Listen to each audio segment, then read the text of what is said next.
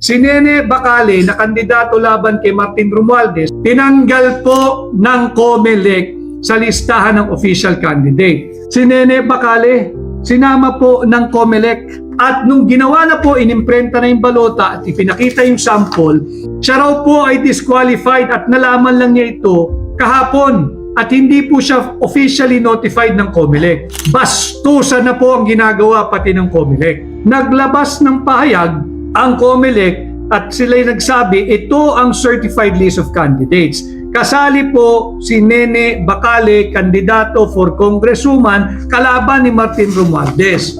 Hindi po talaga marunong lumaban ng malinis at patas ang ating mga nagpapahirap sa bansa. Tinanggal po nila si Nene Bacale bilang opisyal na kandidato ayon sa COMELEC. Ito po ay violation ng kanyang right to due process and equal protection of the laws. Karapatan po, hindi na ni Nene yung ating right of suffrage ng bawat Pilipino na pumili kung sino yung gusto nilang iboto. Bakit ba hindi kayo marunong lumaban ng patas? Lahat ng pandaraya ay ginagawa ninyo, hindi pa man nagsisimula ang kampanya.